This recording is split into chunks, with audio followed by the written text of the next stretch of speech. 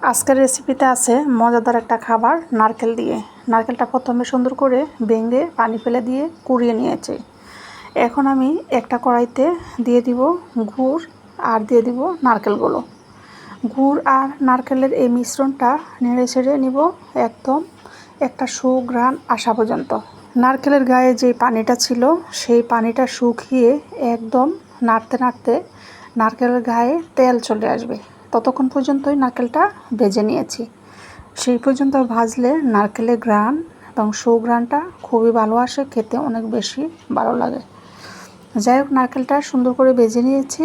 এখন চাউলের গুঁড়া দিয়ে আমি একটা ডো করে এই রুটি করে নিয়েছি। ছোট ছোট করে রুটিগুলো করে এইভাবে এই পিঠাগুলো বানাতে হবে। এই পিঠাগুলো এত মজা, না খেলে বুঝতে পারবেন না। আমরা তো তেলে ভেজে এই পুলি পিঠাগুলো খাই। আজকে আমি এই পিঠাগুলো ভাপিয়ে নেব। ভাপানো পুলিটা অনেক বেশি মজা, তেলও বেশি লাগে না, খেতেও একদম স্বাস্থ্যসম্মত, অনেক বেশি ভালো লাগে। তাই আজকে পুলি পিঠাগুলো একদম ভাপিয়ে খাবো। এই ভাপানো পুলিটাই সবচেয়ে বেশি ভালো লাগে আমার কাছে, তাই একে একে সব পুলি পিঠাগুলো বানিয়ে নিয়েছি। আর এই ভাপানো পুলি পিঠা বানাতে একদম চালের গুঁড়া দিয়েই ডোটা করতে হবে।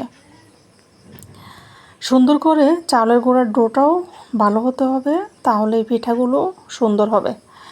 যাই হোক, সবগুলো পিঠা সুন্দর করে বানিয়ে নিচ্ছি। দেখতেই পাচ্ছেন, দেখতেও খুব চমৎকার হয়েছে। এই পিঠাগুলো আমার কাছে অনেক বেশি ভালো লাগে, তাই কিছুদিন পর পরই তেলে ভাজা বা ভাপিয়ে নেওয়া মাঝে মধ্যেই করি। আবার দুধ পুলিও বানানো যায়। পুলি পিঠা কয়েকভাবেই খাওয়া যায়: দুধে পুলি, তেলের ভাজা পুলি এবং ভাপানো পুলি। আমি আজকে এই ভাপানো পুলিটাই করে নেব। পানি ফুটিয়ে উঠলেই দিয়ে দেবো একটা চাকনি। চাকনির উপরে এইভাবে পুলি পিঠাগুলো দিয়ে ঢাকনা দিয়ে ঢেকে রাখবো। 20 মিনিটের মতো ভাপিয়ে নিলেই এই পিঠাটা ভাপানো হয়ে যাবে। দেখতেই পাচ্ছেন খুবই সুন্দর হয়েছে ভাপানোটা। পিঠাগুলো হয়ে গেছে, আমি এখন তুলে নেব। অনেক সুস্বাদু এই পিঠাটা, খেতে অনেক হেলদি, খেতেও ভালো লাগে। যতটাই খান না কেন মনে হবে যে আরও বেশি খাবো। ভাপানো পুলি একবার যদি খেয়ে স্বাদ পান, আমার মনে হয় তেলে ভাজা পুলিটা খাওয়া ছেড়ে দিবেন। তাই আজকে যে ভাপানো পুলিটা আমি বানিয়েছি, এটা বানিয়ে দেখতে পারেন, আপনার কাছেও ভালো লাগবে। চমৎকার এই পিঠাটা, অনেক সুন্দর, খেতেও দারুণ। এই যে একটা কেটে দেখাচ্ছি, ভিতরটা যেহেতু গুড় দিয়ে করেছি, ভিতরটা দেখতেও অনেক দারুণ হয়েছে।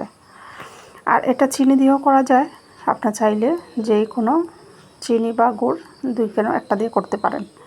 কেমন লাগলো ভিডিওটা জানাতে কিন্তু ভুলবেন না।